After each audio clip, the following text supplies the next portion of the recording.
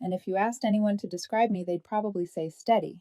I've always been the reliable one, the friend who shows up early, the coworker who fixes the printer without being asked, the daughter who pays her bills on time and never forgets birthdays. I work its support at a mid-sized company in the city. It's not glamorous, but it's stable, and for someone like me, stability has always felt like safety. What I didn't realize back then was that my craving for stability would blind me to how much I was sacrificing for someone who didn't value it or me. I met Daniel 2 years ago through mutual friends. He was 25 at the time, full of restless energy, quick to laugh, always holding his phone like it was an extension of his hand.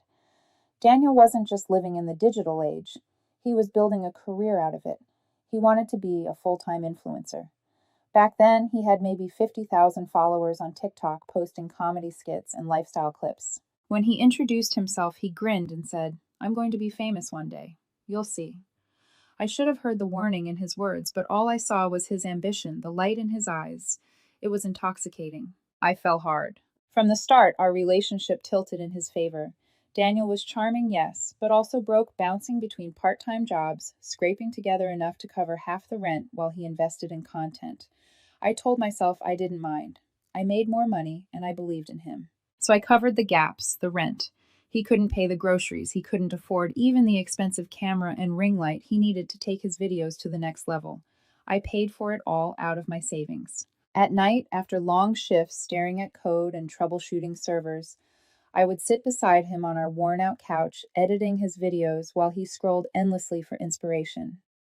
I'd suggest captions, trim clips, adjust audio. Sometimes I even stayed up past midnight, my eyes stinging, just so he could post something by his self-imposed deadline. When my company offered me a promotion that required relocating, Daniel looked at me with panic in his eyes. "I can't move right now, Lena. My network's here. My growth is here." So I turned the offer down. I told myself it was love, that love means compromise, and when he pulled me close, kissed my forehead, and whispered, "You're my rock, Lena. I don't know what I'd do without you." I believed him. I believed we were building something together. But over time, the balance shifted. Daniel's account grew steadily. He crossed 100,000 followers, then 200,000. Suddenly, he was being invited to influencer events, rubbing shoulders with other creators who looked like they stepped out of magazines. That's when the comparison started. He'd scroll through his feed, showing me videos of shirtless men with sculpted abs flashing their luxury watches and perfect smiles. "Look at how he engages his audience," Daniel would say. "That's the kind of energy people love." It sounded like business talk, but it stung, because what he really meant was, "Why can't you be like them?" I'd laugh it off, pretending it didn't hurt, telling myself it was just his work brain talking. But inside, I felt smaller each time. I wasn't glamorous. I wasn't flashy. I was just me. And maybe, just maybe, me wasn't enough anymore. The late nights started after that. At first, Daniel claimed it was all networking.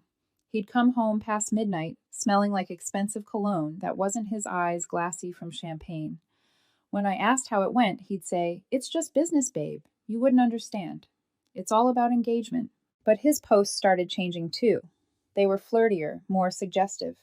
Videos with captions like, "Who wants to wake up to this?" His followers loved and fire symbols. I told myself it was harmless, that it didn't mean anything, that he still came home to me. But then I caught him DMing a bigger influencer, a girl named Maya with triple his following. The messages weren't explicit, but the late night timestamps and the trail of red hearts told me everything I needed to know. When I confronted him, he smirked, brushing it off. "She's just a collab partner. Don't be so insecure, Lena. This is the job." The words lodged in my chest like splinters. Insecure, sensitive, overthinking. I began to wonder if that was all I was in his eyes, a safe harbor while he chased storms elsewhere. And yet I stayed. Because love isn't rational, and because every once in a while he'd still look at me like he used to, like I was the one person who believed in him when no one else did.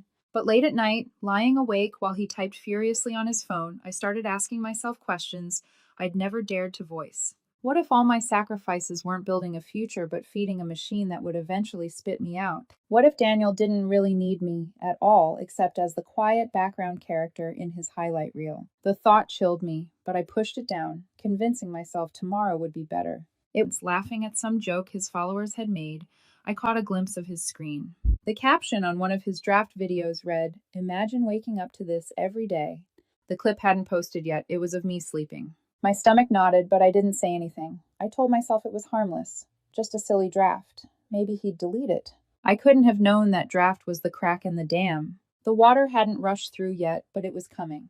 And when it did, it would drown everything I thought I knew about love, loyalty, and the cost of sacrifice. It happened on a Tuesday morning.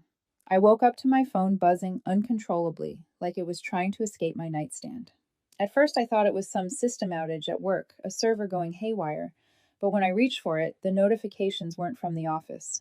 They were from friends, from coworkers, from numbers I hadn't seen in years. Lena, are you okay, girl? I'm so sorry you had to see that.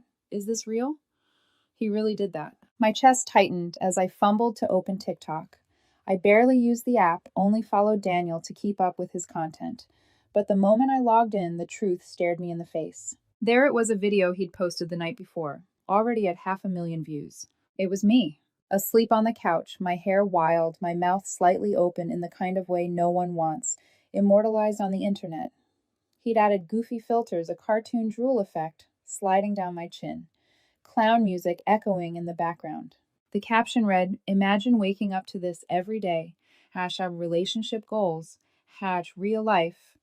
Bro, how do you sleep next to that and not run?" She looks like a tired mom of 4. Upgrade time king. Girls giving NPC energy while he's main character. I felt my stomach drop like I'd been shoved off a cliff. My face burned, not from shame alone, but from betrayal. This wasn't. He had turned me into content. I sat frozen on the couch, phone trembling in my hands. Memories of the past 2 years flashed in fragments, me staying up late, editing his videos, me covering his rent, me shelving my promotion for his dreams. All of it, and this was the thanks I got reduced to a punchline for strangers to laugh at. The unfairness clawed at my throat until I thought I might choke on it. When the door opened around noon, Daniel breezed in like he had won the lottery. His phone was in his hand, his grin wide. "Babe, the video's blowing up. We hit 1.2 million this morning. Can you believe it?" I looked at him, disbelief written all over my face. My voice came out low, almost foreign to me. "Daniel, that's me, sleeping. You posted that without asking. Do you have any idea how humiliating this is?" He blinked, then laughed. Actually laughed. "Oh, come on, Lena. Don't be so dramatic. It's funny. My followers love the realness. This is the kind of stuff that goes viral." I set my phone on the coffee table carefully, as if it were glass about to shatter. "Funny to you, maybe. But they're saying you should upgrade. Do you understand what you've done?" He rolled his eyes, the grin fading into irritation. "You're being way too sensitive. This is my career. You knew what you were signing up for when we started dating. Engagement is everything." That word engagement hit me like a slap. Not love, not respect, not partnership.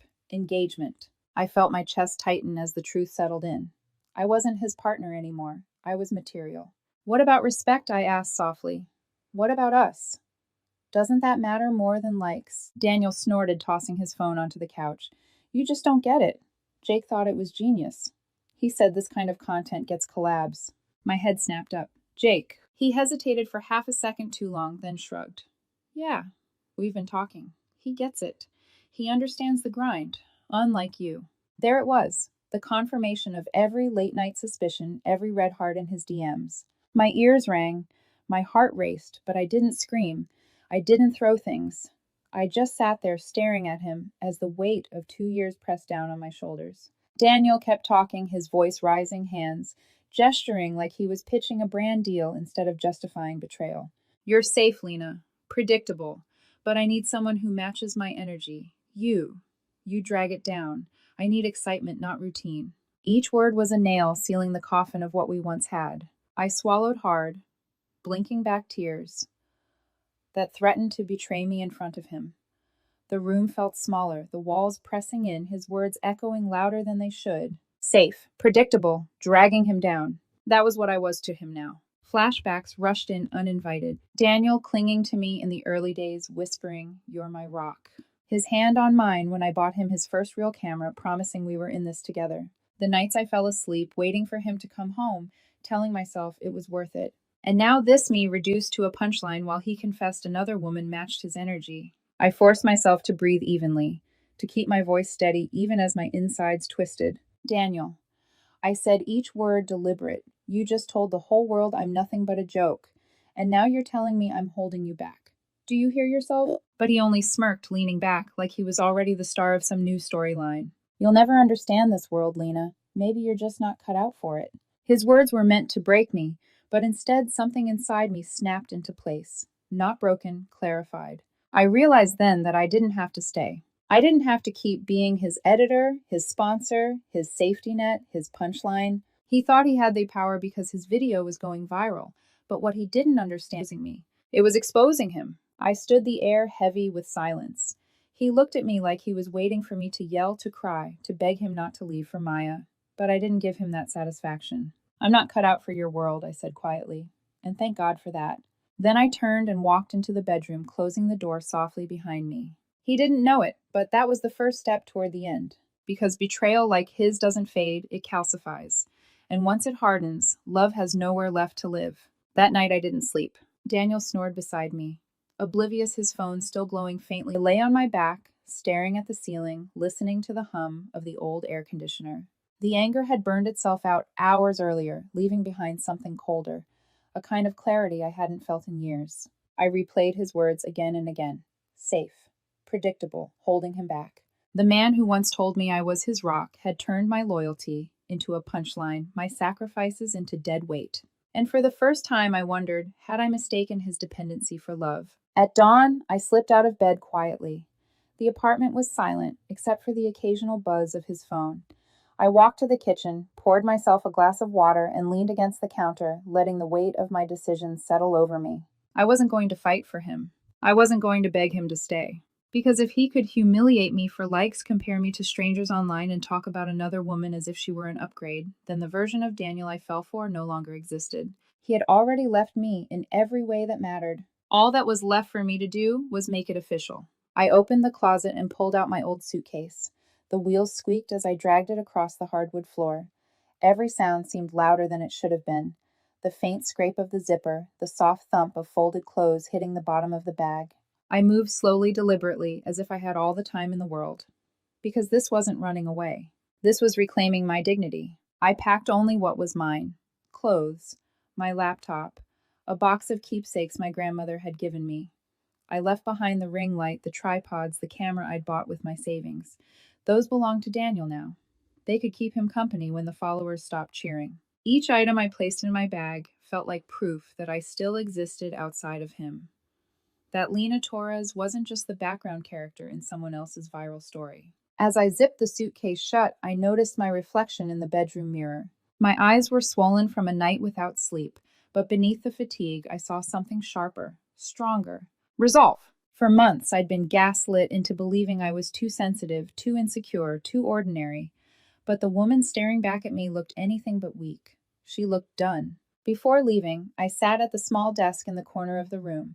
I pulled out a piece of paper and wrote just 2 sentences. I deserve better than being your punchline. Goodbye. I placed the note on his pillow, right where he'd see it the moment he woke up. There would be no screaming match, no tearful confrontation, no last-minute pleas. Just silence and finality. Because the loudest statement I could make wasn't with words, it was with absence. When Daniel stirred in the bathroom humming some mindless tune as the shower ran, I rolled my suitcase to the door. My heart pounded, but my face remained calm.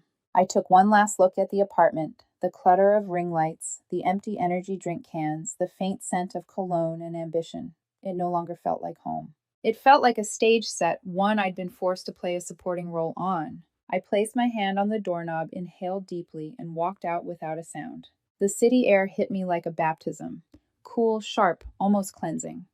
I pulled my suitcase behind me, the wheels clattering on the uneven pavement. With every step, the weight on my chest loosened, even if just slightly. I didn't know exactly where I was going. A friend had offered me her couch if I ever needed it, and right now, that was enough. What mattered most was that I was moving forward, out of his apartment, out of his shadow, out of the prison of waiting for someone who never valued me. Hours later, my phone buzzed with a message. Daniel, where are you? What's with the bags? This is insane. Over a video. Seriously. I didn't reply. Another message followed. Daniel, you're being dramatic. I didn't cheat. Jake and I are just friends. You're twisting things. I stared at the screen, feeling nothing. No anger, no longing. Just confirmation that I'd made the right choice. Because even in my absence, he was still minimizing, still deflecting, still making me the problem. By evening, the tone of his text shifted. Daniel, you'll regret this.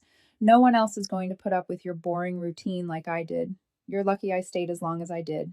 A bitter laugh escaped my lips. He really believed he was the prize. I blocked his number, slid my phone into my pocket, and looked out at the glowing skyline. For the first time in months, maybe years, the silence felt like peace instead of punishment. That night, lying on a friend's couch, I allowed myself to grieve not for him, but for the version of myself I'd lost in the relationship.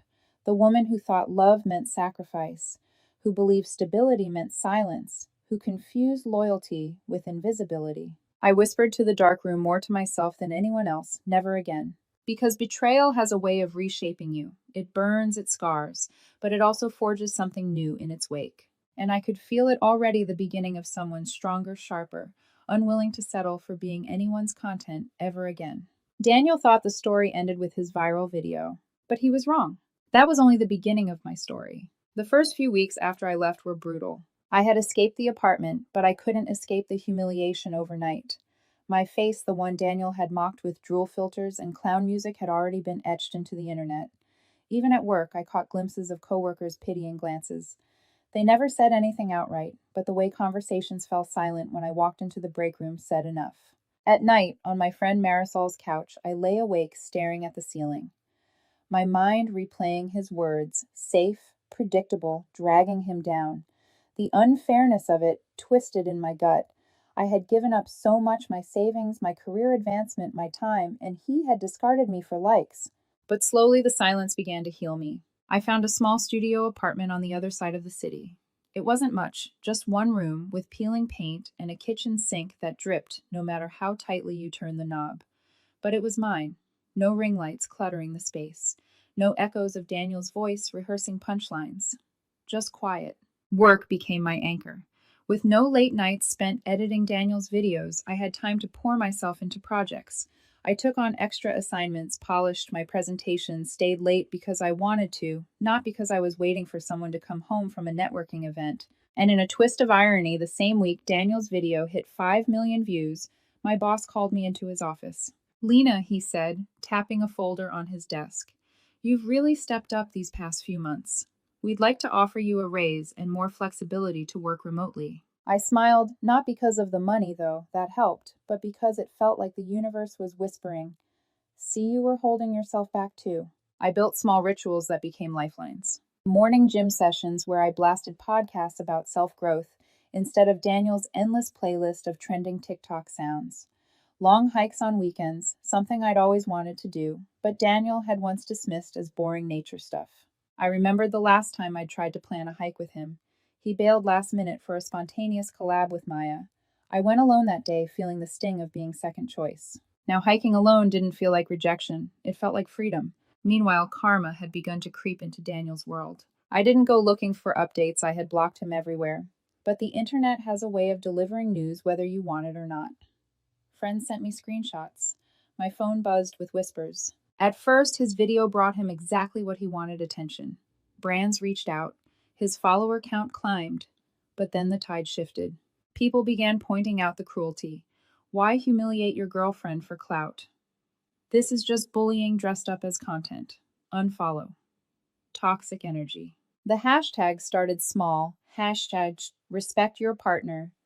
Chad, toxic boyfriend. But within weeks, they spread like wildfire. Sponsors backed out, unwilling to associate with someone branded abusive. His follower growth stalled, then plummeted. The same strangers who had once cheered him on were now dragging him mercilessly. And then came the twist I hadn't expected. Daniel went public with Maya. Not in a flashy announcement, but in a series of subtle posts, a hand in his stories that wasn't his, a shadowy second figure in his videos. Soon, everyone pieced it together. But from what I heard, the romance wasn't the fantasy he thought it would be. Maya wasn't a muse. She was a mirror. She played the same game he did, using people for clout, discarding them when they no longer served her brand. At first, they were a golden couple collaborating on videos that drew in millions of views. But the cracks showed quickly. Daniel began appearing more controlling on camera, cutting Maya off mid-sentence, criticizing her ideas. And one night, during a live stream glitch, viewers heard it, his raised voice, sharp and cruel. "You're nothing without me," he snapped, unaware the mic was still hot. Clips of the outburst spread within hours. Daniel's carefully constructed image of funny, relatable boyfriend crumbled. Now he was the villain, his face attached to threads titled, "The Downfall of a Toxic Influencer." I didn't celebrate, not outwardly. But when I read those headlines, something inside me loosened.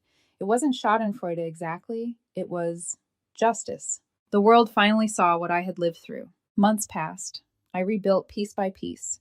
Therapy sessions helped me unpack the manipulation the way Daniel had chipped away at my confidence. "You're not the punchline," my therapist told me once. "You never were."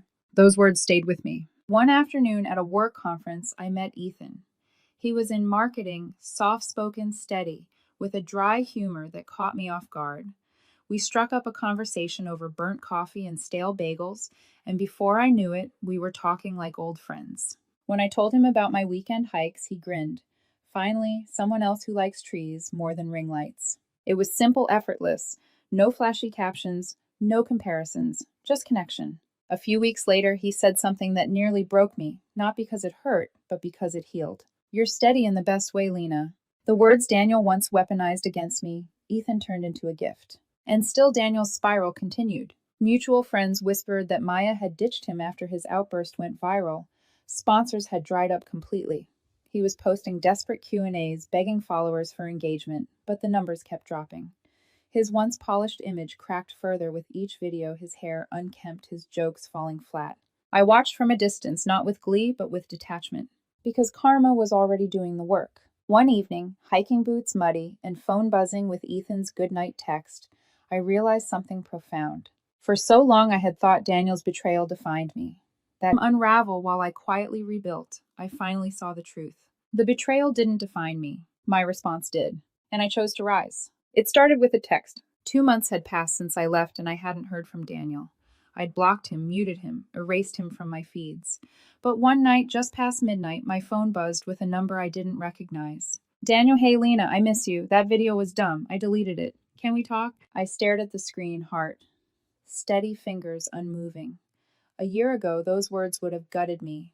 Now they felt empty, like echoes bouncing off walls I no longer lived inside. I didn't reply. The next day, another message. This time a voicemail.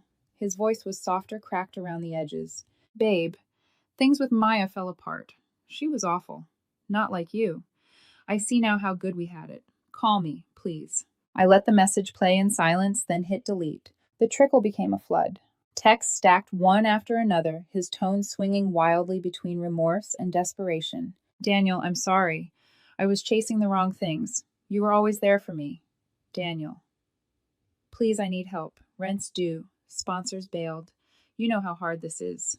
Daniel, don't punish me forever. We had something real. I know you feel it too." Each message confirmed what I already knew. He didn't want me. He wanted the stability I had always given him, the safety net he'd scorned until it vanished. Then came the pressure from his family. First, a group text from his sister. "Sister Lena, you're being cruel. Daniel made a mistake, but he's suffering. Talk to him. He deserves another chance." Then a call from his mother, her voice stern, almost commanding. "Family sticks together, Lena. He's learned his lesson. That video was just a joke. You're overreacting. Come back, fix this. He needs you." I closed my eyes, biting back the bitter laugh clawing its way up my throat. Family sticks together. Where was that wisdom when Daniel humiliated me in front of millions? "Mrs. Alvarez," I said evenly with respect. Daniel chose his path. He dismissed me, mocked me publicly. I'm not responsible for his consequences. Her voice turned cold. "You're selfish. He made you part of his world, and you abandon him the moment things get hard." For once I didn't flinch. "No," I said quietly. "I left the moment he made me a joke." And I hung up. The final straw came one rainy evening. I was home from work, curled up on the couch with a book, when a knock rattled my door. I froze. Few people knew my new address. When I peered through the peephole, my stomach clenched. Daniel. He stood there, hair damp from the drizzle clothes, wrinkled eyes hollowed out. He looked smaller than I remembered, like the bright, ambitious influencer had been stripped away, leaving only a boy who didn't know how to exist without applause. I opened the door just enough to block his way. "What do you want, Daniel?" His voice cracked, his hands fidgeting. I messed up, Lena. I know I did. Maya, she used me, took my money, and left. My followers followed hard. You were safe, reliable. I realize now I threw that away. His words might have once felt like balm. Now they landed like insults wrapped in apologies. Safe, reliable, the same things he had mocked me for before. That's on you, I said flatly. You chose excitement over respect. You called me a distraction, remember. He stepped closer, his voice rising, desperation twisting into anger. I was wrong. I see it now. Influencer life is fake. You're the only real thing I ever had. Please, Lena, take me back. I'll change. No more videos about us. No more jokes. For a moment, pity tugged at me. His face was drawn, his shoulders slumped, his bravado gone. But then I remembered the sting of humiliation, the way he laughed as millions mocked me. I shook my head. I don't believe you. And even if I did, it wouldn't matter. Some things can't be undone. His expression hardened, his tone shifted sharp with the cruelty I knew too well. How dare you ignore me like this? After everything I did for us, you're acting like a child. Something in me snapped, not with rage, but with clarity. Everything you did, I asked, voice calm but cutting. Daniel, you humiliated me for likes. You compared me to strangers. You cheated me out of respect. Don't rewrite history to make yourself the victim. His mouth opened, but no words came out. Just silence, heavy and bitter. I stepped back, hand on the door. Goodbye, Daniel. And I shut it firmly. He banged once hard, his voice muffled through the door. You'll regret this. Lena, don't think you're better than me. But his words had no power anymore. I leaned against the door, exhaling slowly, my heart steady. For the first time, I realized the power had shifted. He no longer had the ability to define me, diminish me, or drag me down. The attempts didn't stop there. A week later, his sister sent another message, pathetic Lena. You're punishing him for growing his brand. You were never good enough anyway. Funny, I remembered almost the exact same words falling from Daniel's lips. I blocked her too. Then his mother left a voicemail voice dripping with disdain. He'll find someone better. Don't come crawling back when you realize you've made a mistake. I didn't bother replying, because what they couldn't understand was simple. I wasn't crawling anywhere. I was standing taller than I ever had before. That night, as I curled back onto my couch, rain pattering against the windows, I felt the weight of finality settle over me. Daniel was unraveling, desperate to drag me back into his chaos. But I had chosen peace, and no amount of knocking, pleading, or pressure could pull me back into the storm. The invitation came from a mutual friend, Marisol, the one who'd let me crash on her couch when I first left Daniel. She was throwing a birthday party, and I hesitated at first. Mutual friends meant mutual risks. Daniel might show up. But then I thought about the months I'd spent hiding, shrinking myself to avoid him, and realized I was done living in fear of running into a ghost. This wasn't his circle anymore. It was mine. So I said yes. And this time I wouldn't be walking in alone. The night of the party, I arrived with Ethan by my side. He wasn't flashy, no designer sneakers, no ring lights in his trunk. Just a steady, kind presence that grounded me in a way I hadn't realized I needed. When Marisol hugged me at the door, whispering, "I'm so glad you came," I felt a quiet pride. Months ago, I had left Daniel's world in silence, suitcase dragging behind me. Tonight, I was stepping fully into my own.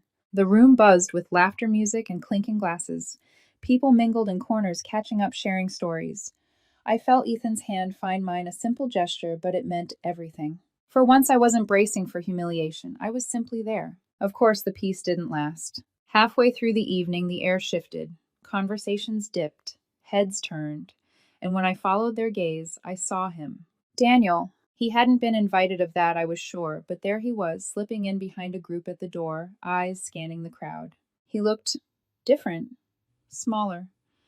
His hair unkempt, his clothes wrinkled, like he'd pulled them from a pile on the floor. The glow he used to carry the false confidence of likes and brand deals was gone. He spotted me instantly, and like a moth to flame, he moved. "Lena," he said, voice low, urgent, when he reached me. "We need to talk. Privately." I didn't flinch. I didn't shrink. "No," I said firmly. "Say it here or not at all." His eyes darted nervously around the room. People were watching. He hated that. He leaned closer, his voice dropping. "Please. I see now. You were the best thing I had. Maya destroyed me. I'm in therapy trying to rebuild. Let's start over. I promise no more online drama. Just us." The desperation in his tone might have once softened me, but not tonight. Tonight I wasn't the girl begging for scraps of respect. I was the woman who had walked away. Before I could answer, Ethan returned from the kitchen, 2 drinks in hand. He slid one toward me with a smile, his presence effortless steady. Daniel's eyes widened, the realization hitting him like a blow. He looked between us, the man beside me, the calm in my smile, the ease in my posture. And I could see it written all over his face he had lost. I turned to Daniel, my voice steady clear enough for anyone nearby to hear. Daniel, that chapter is closed. You mocked me for being safe and predictable. But Ethan, he sees it as strength. He values what you threw away. You don't get to rewrite the story now that your brand collapsed. His face flushed red. You think you're better than me now? With him? I didn't flinch. No, Daniel. I just know my worth now, and it has nothing to do with you. The silence that followed was heavy, broken only by the faint hum of music in the background. People nearby exchanged glances, some whispered. Everyone could see it. The influencer who once turned me into a joke was now the one exposed, standing in tatters while I stood tall. Daniel muttered something under his breath. Anger, maybe shame, before storming toward the door. No grand exit, no applause. Just the sound of him slipping out, irrelevant and forgotten. Later, as the party carried on, Ethan leaned close. You okay? I smiled, truly smiled, in a way I hadn't in a long time. I'm more than okay. Because closure didn't come from revenge. It didn't come from watching him fall, though karma had taken care of that. Closure came from realizing I no longer needed his validation or his apologies. On the ride home, Ethan laced his fingers with mine. The city lights flickered past, and I thought about everything I'd endured. The betrayal, the humiliation, the silence, the rebuilding. For so long, I thought Daniel's video defined me, that the internet's laughter would follow me forever. But sitting there hand in hand with someone who valued me without conditions, I realized the truth. That viral video didn't end me. It freed me. When we reached my apartment, I leaned against the doorway for a moment, listening to the quiet. Months ago, silence had felt like punishment. Tonight, it felt like peace. I whispered to myself, not as a vow this time, but as a truth already lived. Never again. Because I was no one's punchline. I was Lena Torres.